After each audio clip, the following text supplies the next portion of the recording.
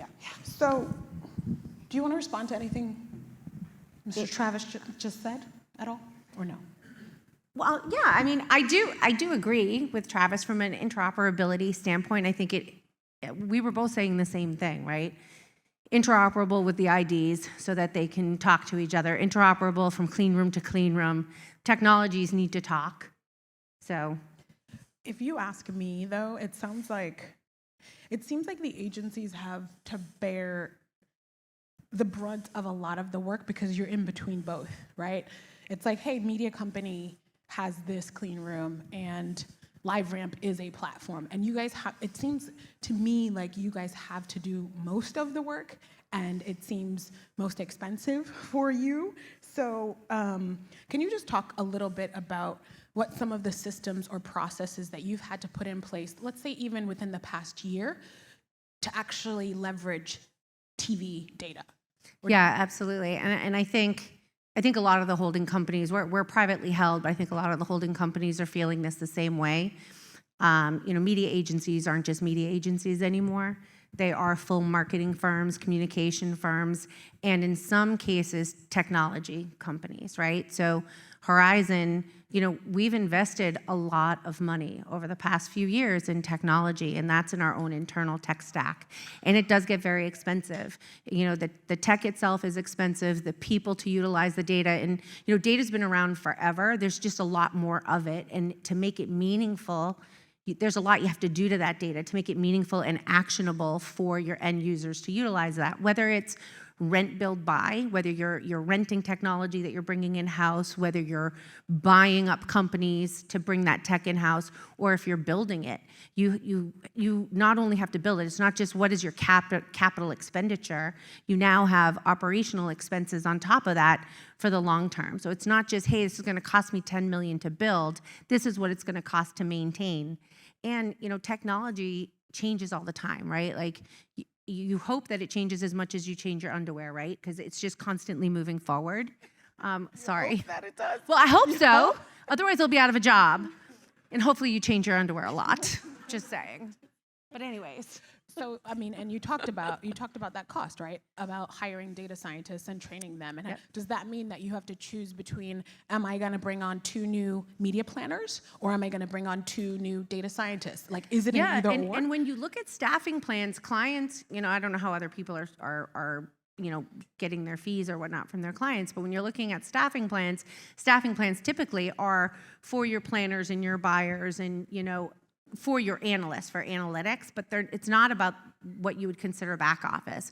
Most of my team is really considered operational. That's your operational expense, right? And where do the margins come? They get tighter and tighter and tighter when you're in negotiations. So I would like to maybe come out of the weeds a little bit because we just jumped into, hey, big TV data.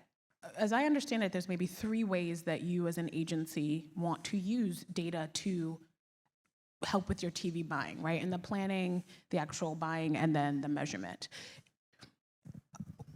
Are you finding more utility in 1, 2, or 3 of those areas? Is it easier to work with in 1, 2, or 3 of those areas? Yeah, I think, and it was said earlier, right? I think activation, for us, activation is the easier part, right? You have all this data, you're creating that consumer journey, you're looking at those macro and micro segments and those audiences that you want to activate on. And for us, we've created our direct connects, or we utilize partners to activate on, to onboard into that media channel. I think optimization is extremely important, but technology hasn't quite caught up to it. You want to be, especially in the TV world, right? You want to be able to action in real time, but you don't necessarily have that data in real time to be able to do that. And even if your vendor could give you the data in real time, it is so much data. How much is that going to cost you to bring in, to compute, and all of that, right? And then from the measurement perspective, which is extremely important because it's not just about that last touch attribution, you are looking at the entire journey of that consumer. You don't necessarily get the level of granularity you need to do that. So there's, there can be a lot of modeling based on that data as well. Yeah, what I've heard is that particularly as more sort of DTC and non-TV native advertisers come into the mix, the kinds of metrics that they're asking you for are not what they're used to. And they're like, well, why should I pay $1 million for this spot if you can't even tell me how it performed the next day? Exactly. And you want to be able to take action on that. And unfortunately, all of your channels, you don't have the same taxonomy. You're not getting the same level of granularity. So it's not all coming in. There's a lot of work you have to do to that. The title of this is sort of managing the trade-offs and maximizing the value. Are there trade-offs that you make when you want to leverage data? And are they the same at each of those kind of areas? Like, do you have to make trade-offs when you're trying to use data for planning? I don't necessarily know that it's trade-offs. I think it's all about the process and how you're working with that data. And I think that, Joanna and I were just talking about this a few minutes ago, that it's not all or nothing. I mean, it's not 100%, everything's 100% addressable. It doesn't always have to be addressable, right?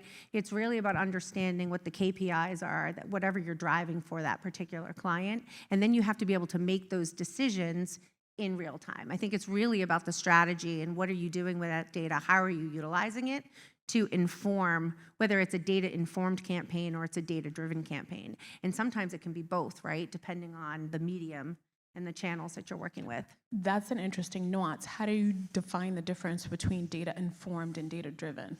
So like in a traditional linear campaign, you may have a seed audience. Your audience may be a lot smaller and you're not going to get the reach if you're just doing pure addressability. So you're going to use that to inform the campaign.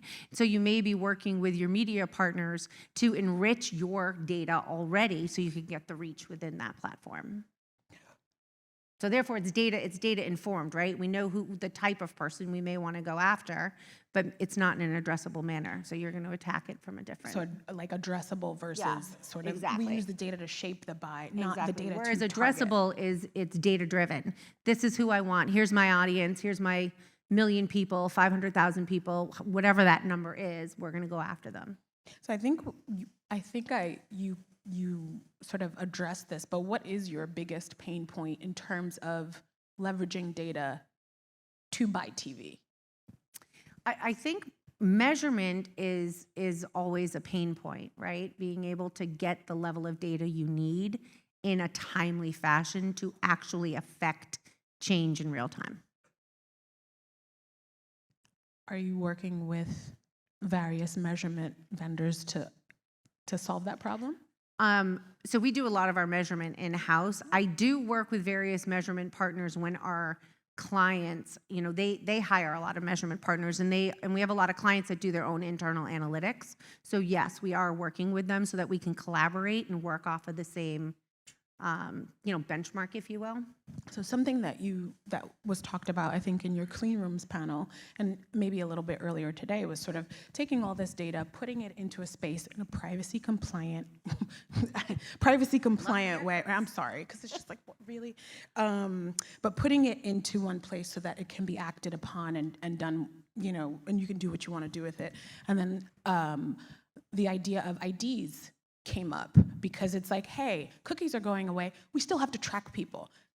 That all comes back to this same thing of, well, consumers don't want to be tracked. And maybe someone doesn't want to see a targeted ad when they're on TV. And not to be the privacy person, but you're a chief data officer. How are you thinking, like, I guess, what's your mentality as you're investing in all of these things, with the understanding that you might have to rip all of them out next year because of potential regulation? Yeah, so I think from our perspective, we've been working very closely with building out our own, Horizon building out their own first-party data asset. So taking a look at our backbone spine that we have today and having a value proposition with the consumer and pushing towards that consumer consent. So one, we're doing that for ourselves internally to build out our own internal panel, if you will, with consented people, but also working with our brands as they're building out their first party, because your brands have, a value prop that they can offer to their consumer as well, and helping them build out that first party asset for themselves and driving that consumer consent. Then it doesn't matter about the cookies. If you have consumer consent, you're giving the consumer a value prop, and you're bringing them along the journey, you're creating that relationship between the brand and the consumer. I think that's a... Does how a partner approaches privacy affect, one, whether you choose to operate with them, but two, whether like let's say your buyer is like, hey, I want to work with this platform. Have you ever had to have a conversation and be like, that platform doesn't actually care about consumer privacy, or there's leakage there, and we would prefer to not work with them? Have you had that convo? We absolutely have had that conversation, and it's been both with data partners, not so much on the media partner side, but more so on the data partner side, as we bring data in to enrich our own identity, if you will.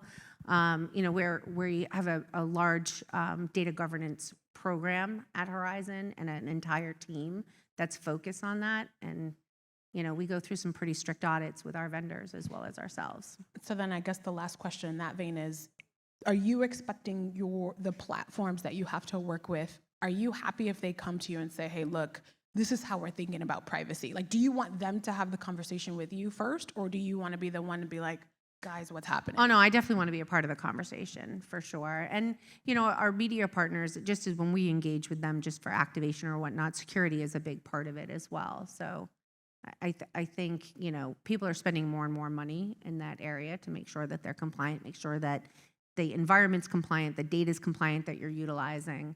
And there's still a lot of gray areas because, there's only, 5 states right now that are heavily regulated.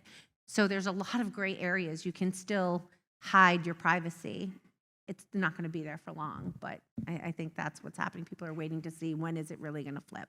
Is there really going to be a national regulation? Andy's going to use the hook pretty soon, so we Okay. got to go to the We're next done. conversation. Thank you so much. It said 42 minutes.